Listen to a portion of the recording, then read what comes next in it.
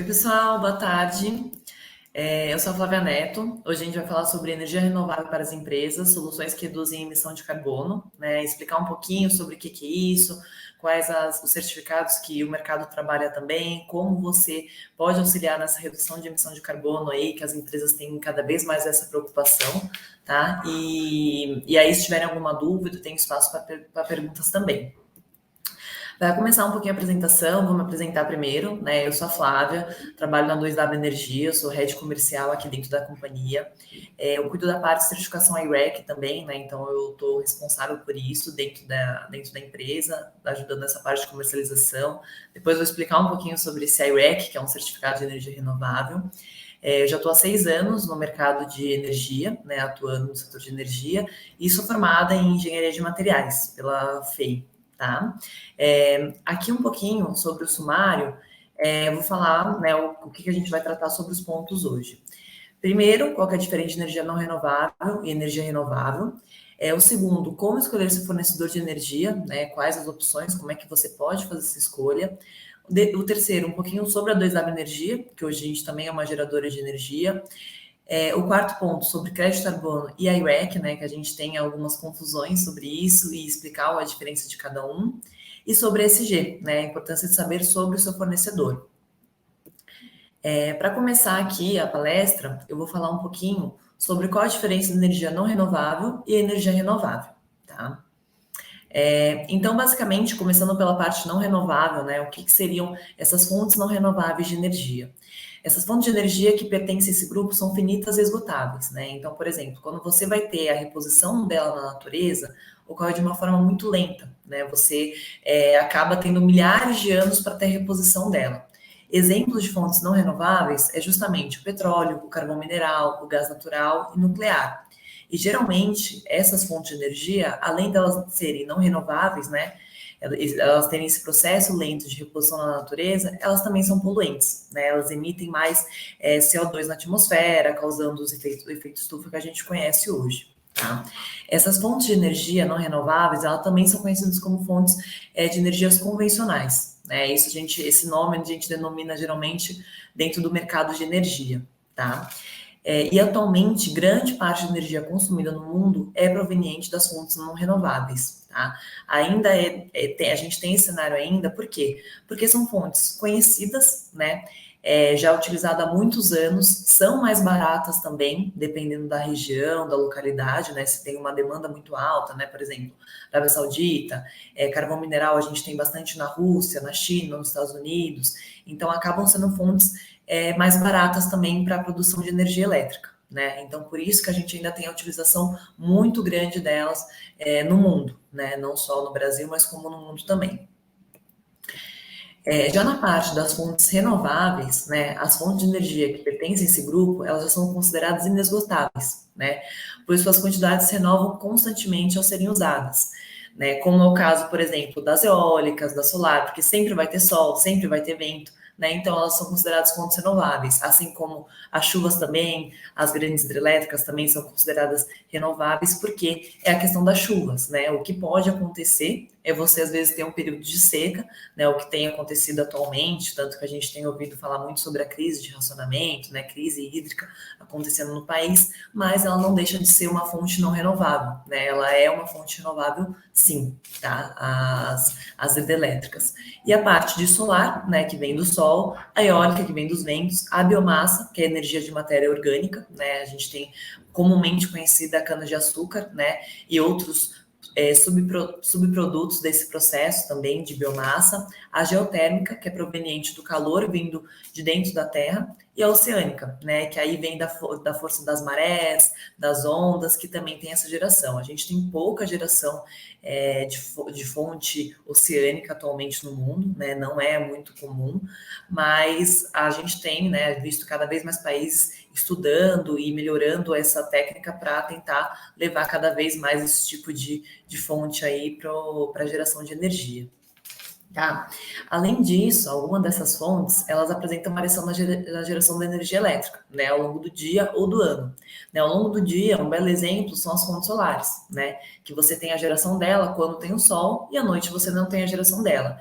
A eólica, já no caso, você tem a variação dela ao longo do ano. Né, dependendo do período, aqui no Brasil principalmente, dependendo do período, a gente está no período que a gente está tendo bastante ventos, né? Esse período mais ou menos agosto, setembro, onde tem bastante ventos.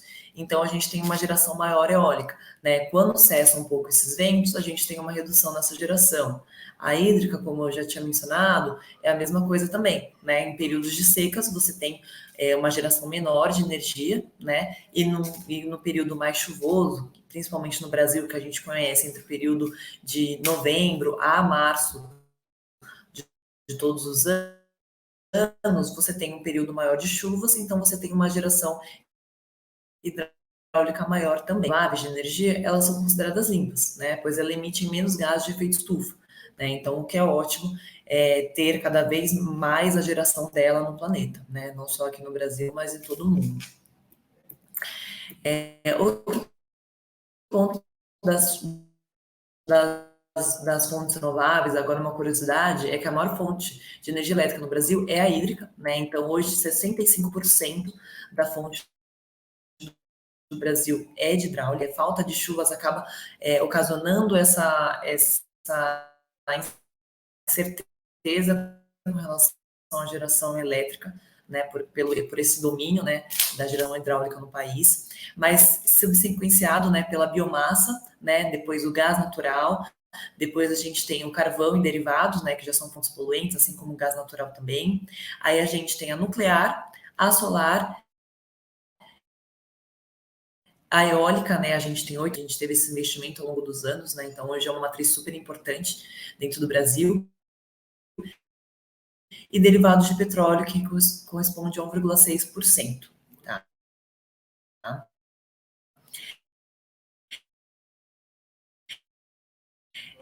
Esse gráfico, né, a gente pegou na IPE, que é a empresa de pesquisa energética no Brasil, que é o balanço energético referente a 2021.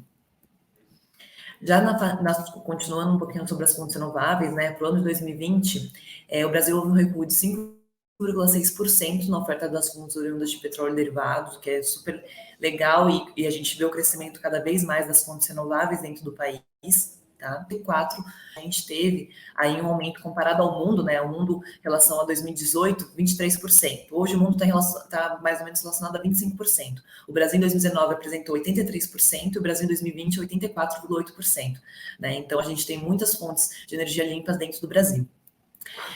Agora entrando um pouquinho sobre como escolher o seu fornecedor de energia, né? Já que a gente viu que no Brasil tem tanta fonte renovável, né? Como é que a gente pode fazer essa escolha mais consciente do nosso fornecedor de energia, né? Aqueles que produzem energia limpa, né? Para a gente também ser classificado como uma empresa que consome energia limpa dentro do país. Uma das formas de escolher, né, sobre a geração é exatamente a migração das empresas para o mercado livre de energia, que eu vou explicar um pouquinho o que é essa diferença, né, o que é o mercado livre de energia. Primeiro, o mercado cativo, né? O que é o mercado cativo hoje? É o mercado que a gente se encontra, né, nas nossas casas, nossas residências, pequenas empresas, né, se encontram hoje no Brasil, né? O que é o mercado cativo? Você tem a geração de energia, né? Você tem a linha de transmissão. Após essa geração de energia, você tem a sua energia que passa pela linha de transmissão, depois passa para a linha de distribuição até chegar nos consumidores, né? Chegar nas nossas residências, nossas casas, nossas indústrias. Essa energia, esse caminho da energia que a gente vê aí, geração, transmissão, distribuição, até chegar no consumo de fato, ela permanece inalterada tanto no cativo quanto no livre, né? Porque a gente depende dessas condições físicas, né? Dessas estruturas físicas para consumir energia de fato ali, tá? Então isso permanece inalterado. Só que o que acontece? No mercado cativo, você tem um contrato com a distribuidora, né? As empresas, elas têm contratos com a distribuidora. Né? São 2 contratos, geralmente, que são firmados com a distribuidora. O CUG, que é o contrato de uso, tema distribuição, e o CCR, que é o contrato de compra de energia regulada. Né?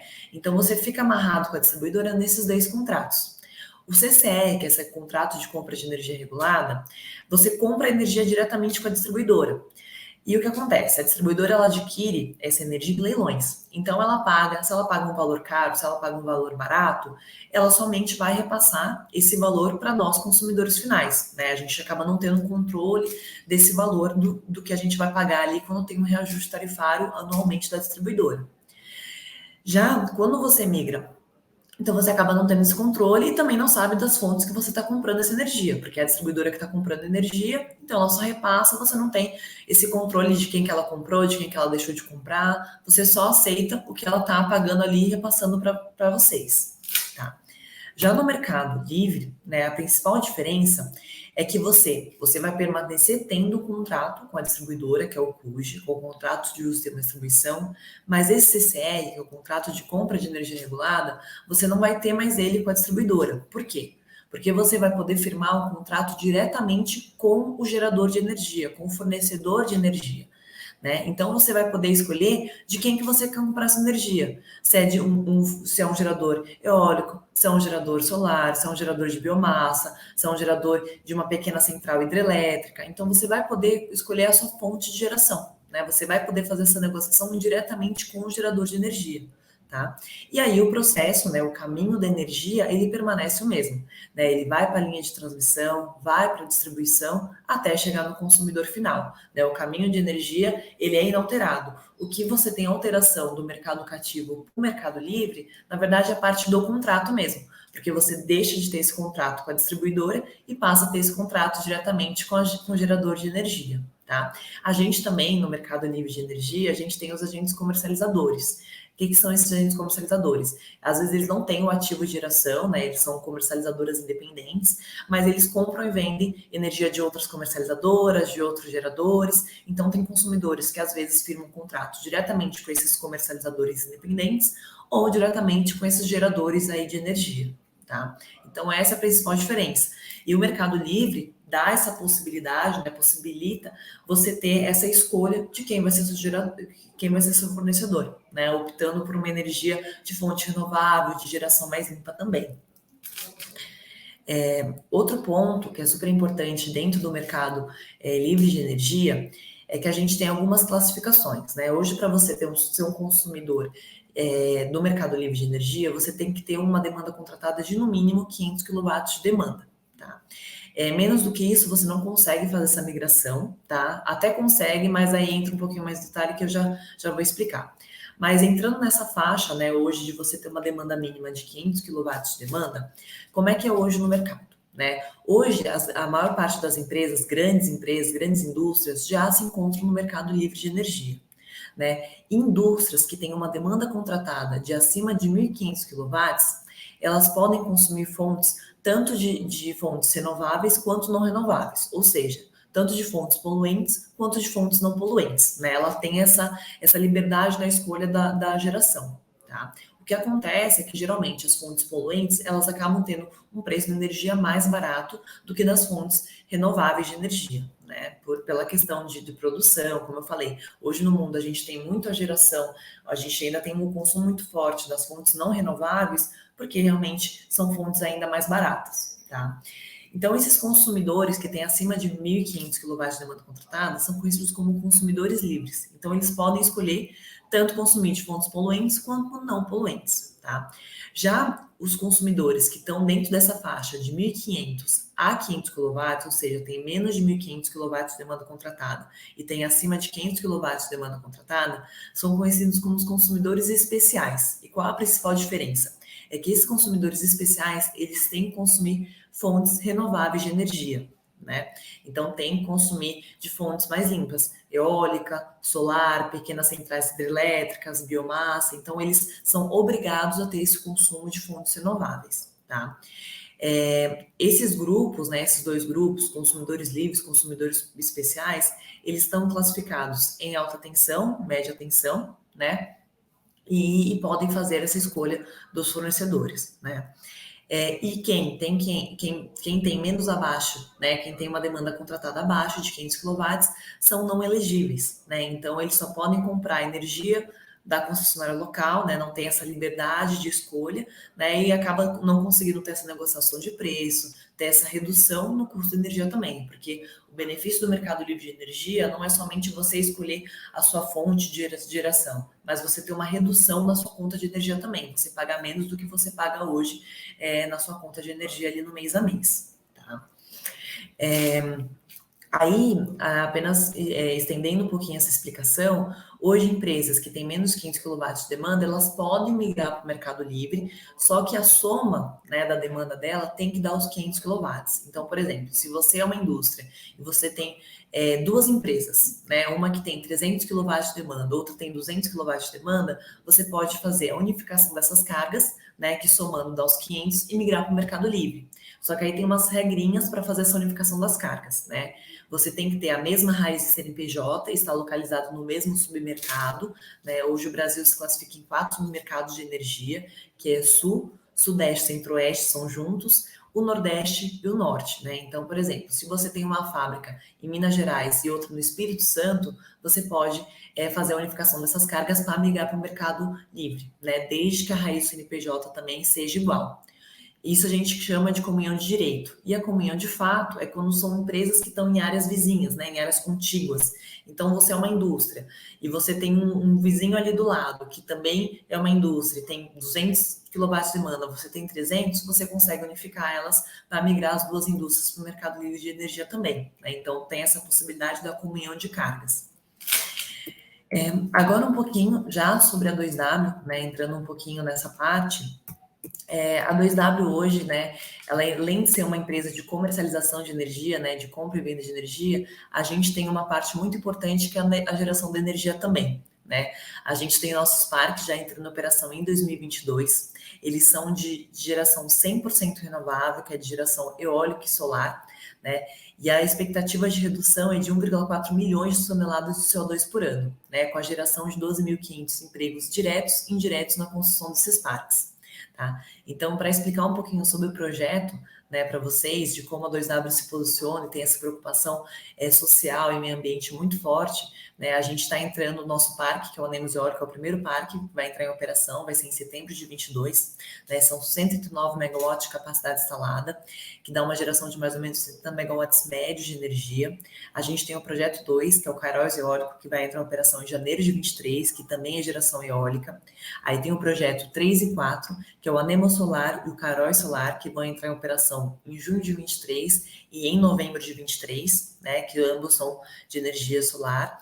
E também os projetos eólicos, que volta a ser de Carrasco e Várzea Cercada, né, que entra em operação em janeiro de 24 e janeiro de 25. Né? Então, a gente tem essa geração muito forte eólica aí e grande também. Toda a geração está se concentrando na região nordeste do país, nos estados do Ceará e Rio Grande do Norte, né, que é o Caroz e o Anemos, e todos os parques já têm licenças ambientais em todos os projetos, né? Então isso é super importante, que essa parte bem burocrática, onde é feito estudo, levantamento, levantando toda a parte documental, isso já foi feito também, tá? Aqui já um pouquinho sobre a estruturação financeira, né, do Anemos, que é o parque que vai entrar em operação já em setembro do ano que vem, setembro de 22, né? Toda a estruturação financeira já foi concluída com êxito, né? Então, todos os recursos necessários para fazer frente ao projeto já estão disponíveis, desde o equity upfront, quanto à dívida através da emissão de debêntures de infraestrutura Green Bond, tá?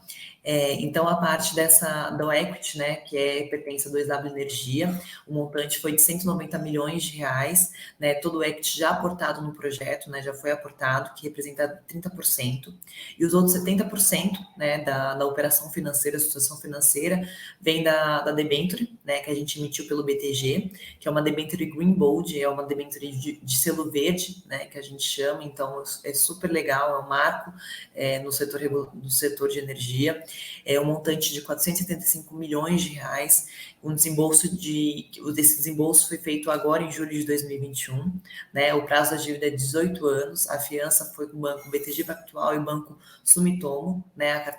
Essa carteira da debenture foi feita com base nos PPAs de varejo, que são os nossos produtos de varejo que a gente tem estruturado desde o ano passado, e o rating, né, dessa debenture aí é o rating AA, tá? Então, toda a estruturação financeira, o que está sendo feito agora realmente é já a construção desses parques, o levantamento de todo o projeto, tá? Para entrega dessa energia a partir de setembro de 2022. Já aqui falando, né, um pouquinho sobre o crédito carbono e o I-REC, né, que entra nesse mundo um pouco mais de certificação, eu vou começar primeiro falando um pouquinho sobre a parte de crédito de carbono, né, que tem muita gente que tem bastante dúvida sobre o que seria isso, né. Então, o que é o crédito de carbono? Né? O crédito de carbono, ele visa a diminuição dos gases de efeito estufa, né. Ele é um mecanismo de flexibilização que auxilia os países que possuem metas de redução da emissão de gases poluentes a alcançá-las, tá. Então, o que acontece? O crédito carbono ele foi criado no mesmo período do protocolo de Kyoto, né? Então, foi basicamente no mesmo período que ele foi desenhado, estruturado, né? A cada uma tonelada não emitida gera um crédito de carbono, né? Uma tonelada não emitida de CO2, né, gera um crédito de carbono. Então, os países podem comercializar entre si. Então, por exemplo, se tiver um país que ele, naquele ano, ele foi super bem, né, nessa parte sustentável, de não emissão, né, teve incentivo super bom, teve uma redução de fato, em compensação, teve um outro país que não conseguiu cumprir, né, com aquilo que foi acordado, você faz essa comercialização de crédito de carbono, né, você faz essa venda do crédito de carbono. Então, assim, quando o país consegue reduzir a emissão dessa tonelada, ele recebe uma certificação emitida pelo Mecanismo de Desenvolvimento Limpo, que é o MDL, né?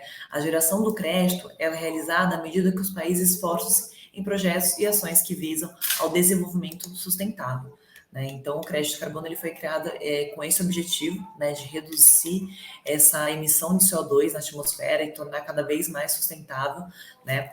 Esse conceito do crédito de carbono ele foi surgido a partir do protocolo de Kyoto em 1997, né, que visa essa diminuição dos gases de efeito estufa, que provocam diversos problemas ambientais associados às mudanças climáticas, né? Então, hoje os países têm muito essa preocupação, né? Além disso, a geração do crédito, segundo a empresa Sustainable Carbon, é realizada à medida que os países esforçam em projetos e ações que visam o desenvolvimento sustentável, evitando assim o aumento do efeito estufa. Tá? E hoje a comercialização dele, né, cada país tem seu método de comercialização, né, no Brasil o mercado de carbono é regulamentado, né, por meio do decreto 5.882 de 2006, né, então a gente tem esse decreto para fazer essa comercialização, e aí tem várias formas de fazer essa flexibilização dessa cooperação entre os países industrializados e países em desenvolvimento, né, que fazem essa, às vezes você pode não fazer no seu país, mas você pode tomar essa ação em outro país também, então você consegue fazer essa acreditação, né, essa monetização aí do crédito de carbono entre os países. Já a certificação, já a parte de certificação I-REC, né, ela é uma certificação de energia limpa, né, o I-REC Service ele é um sistema global de rastreamento de atributos ambientais de energia, projetado para facilitar a contabilidade confiável de carbono, né? Então, como é que funciona sobre esse mundo do I-REC, né? No I-REC, é uma certificação que você consegue rastrear de onde vem sua energia.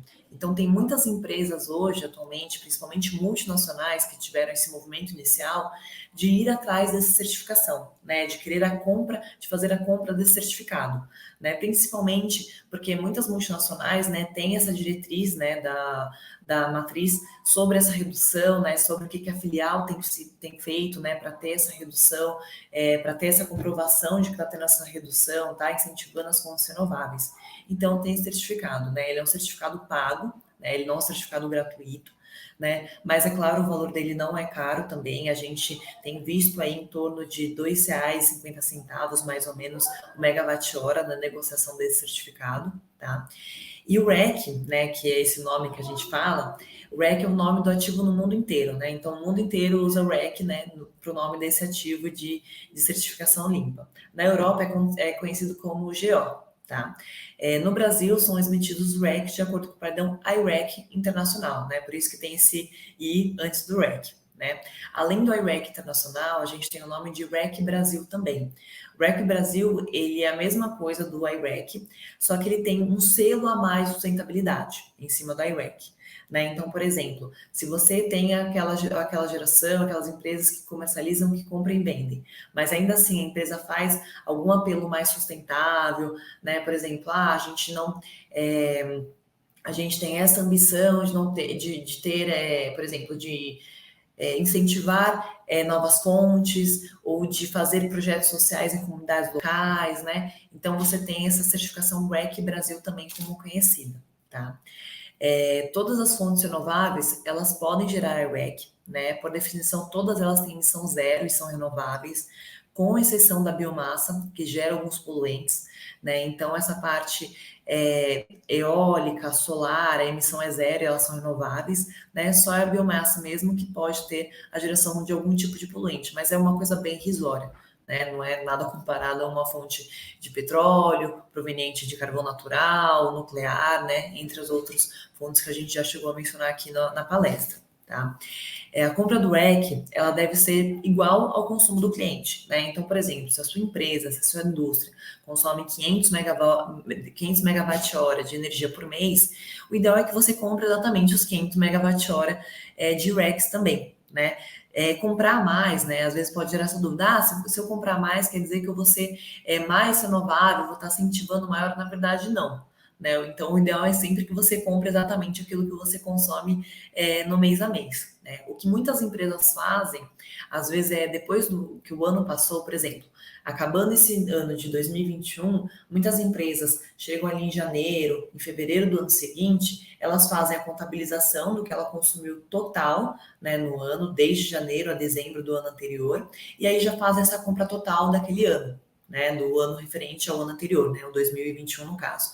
Então, chega em 2022, ela fala, em janeiro eu vou contabilizar tudo que eu consumi, vou comprar exatamente essa quantidade de IREX, então vou comprar, sei lá, 2.500 IREX, né, que a gente fala, e ela, geralmente, essa compra, ela às vezes acaba fazendo logo no começo do ano anterior, né? Mas essa compra também pode ser feita no mês a mês. O registro do REX também, eles podem ser feitos no mês a mês. Né? A gente, para fazer esse registro no REC, a gente tem o estudo da Totem. Né? Então, hoje a 2W, por exemplo, ela é cadastrada no estudo da Totem para fazer essa comercialização. A gente já faz essa venda de REX para consumidores finais. Né? A gente já fez com diversos clientes ali. E o Instituto Total ele não faz essa comercialização, né? Ele só é o ambiente da plataforma onde a gente faz esse cadastro e faz essa emissão do REC, né? Ele não é autorizado por ele fazer essa, como se fosse cuidar dessa certificação, então ele acaba não fazendo essa comercialização. Né? Hoje no Brasil tem mais ou menos 30 empresas cadastradas para fazer essa comercialização de energia, dentre elas a 2W, né? E a gente faz esse registro do REC, essa emissão do REC pode ser feito mensal, trimestral, semestral ou anual também, né? Como eu falei, tem empresas que às vezes optam por finalizar o ano inteiro para depois fazer essa compra do REX do ano anterior, lá no ano seguinte, né? Lá no começo de 2022, por exemplo. Né? O benefício do REC, né? Porque tem muitas empresas que procuram o REC, justamente para poder declarar que é uma empresa que utiliza energia 100% renovável, né? Porque você tem essa rastreabilidade, né? É um certificado internacional, você tem esse reconhecimento. Então, por isso que tem muitas empresas que optam, que estão procurando cada vez mais esse tipo de certificação, né? Até porque o REC também ele diminui a pegada de carbono, né? Pela energia ser rastreada. Muitas empresas utilizam como marketing também, né, que é super legal, colocam às vezes até no logo, por exemplo, empresas que às vezes trabalham com embalagens, colocam o logo do REC também dentro dos seus produtos de embalagem. Então, isso traz uma visibilidade muito boa para a companhia. Né? Esse movimento da compra de REC se originou muito pelas multinacionais, mas hoje a gente tem cada vez mais empresas nacionais indo atrás desse tipo de certificação também, porque vê que é super importante e que traz uma imagem muito legal, muito, muito boa para a companhia também, né? E geralmente, né, como é que você pode fazer essa compra do REC, né? Então, por exemplo, até setembro desse ano, de 2021, ou seja, o mês que a gente está agora, a gente consegue ainda emitir RECs referente ao ano de 2020, né? Após isso, não. Né? Geralmente, esse prazo, por causa da pandemia, agora é até setembro desse ano, né? Então, se você ainda procurar RECs para 2020, é possível ainda para esse mês, tá? Mas geralmente esse prazo é sempre maio de todo ano, só que por conta da pandemia a gente teve esse prazinho um pouquinho maior para fazer essa compra referente ao ano anterior ainda, né? Aí chegando lá em 2022, Ou seja, em maio do ano que vem, até maio do ano que vem, você consegue fazer a compra do REC referente a 2021. Né? Em maio de 22, você consegue comprar referente ao ano que já se passou. Né? Você não consegue ainda fazer, você não consegue mais fazer essa compra de RECs de 19 em diante. Na verdade, você até pode, né? Pode tentar procurar no mercado, mas você dificilmente vai encontrar. Porque geralmente os geradores, quem comercializa energia, né, quem comercializa esses RECs, só faz emissão quando de fato tem uma negociação fechada. Né? Então, os RECs que foram emitidos lá em 2019, eles já foram fechados, né? Eles já foram destinados aos consumidores que quiseram comprar naquele período. Né? Então, dificilmente você vai ter alguém disponível que gerou mais RECs do que realmente de fato vendeu. Porque também não compensa para o fornecedor gerar RECs sem de fato ter a ponta da compra, né? Sem ter alguém comprando ali, então para ele não compensa fazer a geração desse REC sem ter alguém comprando ali, tá? Agora um pouquinho sobre a parte da ESG, né? E a importância de saber sobre o seu fornecedor, né? Hoje a gente vê um movimento muito grande, né, da ESG. Esse ESG é um movimento que surgiu em 2004, né, a iniciativa provocada pelo então secretário-geral da ONU tinha como objetivo engajar 50 CEOs de grandes empresas nos 10 princípios do Pacto Global relacionados a direitos humanos, direitos do trabalho, proteção do meio ambiente e combate à corrupção, e na Agenda 17 Objetivos de Desenvolvimento Sustentável das Nações Unidas. Né? Então, esse movimento ele surgiu lá atrás, né, com o objetivo de engajar, né, essas empresas a terem essa preocupação maior com a parte social, com a parte de meio ambiente, com a parte de governança também, né? Dentro desses objetivos também tem a parte de corrupção, né? Essa preocupação muito grande. Então, e isso hoje muitas empresas estão utilizando, né? Hoje a 2W, inclusive, é uma empresa ESG, né? A gente tem essa preocupação muito grande na parte social, meio ambiente, né? Ética, transparência também. E para você, né, como supply chain, né, é sempre importante escolher bons parceiros, né? Porque a gente entende que quando você escolhe bons parceiros, você também se torna uma empresa melhor. Né? Quando você tem alguma auditoria, se você se relaciona com os bons parceiros, isso também traz uma imagem muito boa internamente para a sua companhia. Né? A sigla ESG, né, o significado dela em inglês, né, que é Environment, Social and Governance, né, esse termo é usado para medir o engajamento das empresas em relação às iniciativas que diminuem os impactos negativos no meio ambiente e promovam uma sociedade mais justa. Né? Então, esse é o principal objetivo. Né? Hoje já tem métricas para isso, para você ser uma empresa ESG, você tem questão de auditoria. Né? Então, não é só você declarar, sou ESG. Não, você tem toda a questão de métrica, auditoria, né? Para você provar que você, de fato, é uma empresa ESG. Né? E o principal objetivo, né, do ESG é escolher bom parceiro de negócios e fornecedores. Né, com processos sócio e ambientalmente responsáveis em toda a cadeia produtiva.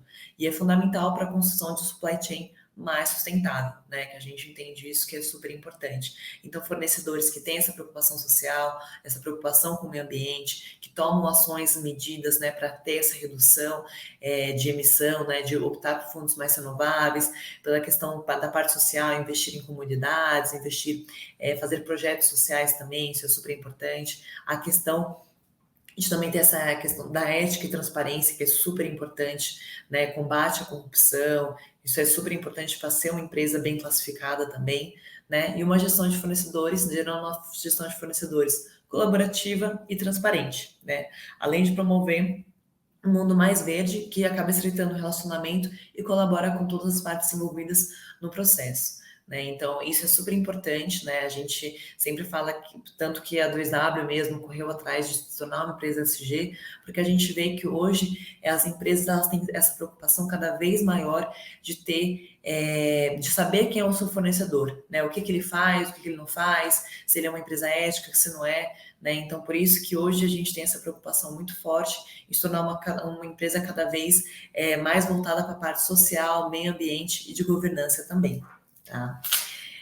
Então, na apresentação, gente, é isso. Eu agradeço aqui a presença de todos.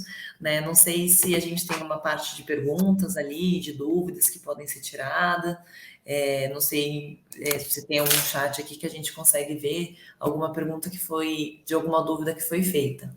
Bom, Flávia, algumas dúvidas aqui, mas eu vou resumir. Primeiro, sensacional essa aula de energia do Mercado Livre, quem pode, quem não pode. Então, inclusive, teve uma pergunta aqui, quem pode, né, como um empreendimento se tornaria elegível, você explicou naquele ranking de consumo, né, de energias, não é verdade? Sim. Agora, tem uma pergunta aqui que talvez, não sei, né, a gente tem 2 minutinhos só, mas vamos lá.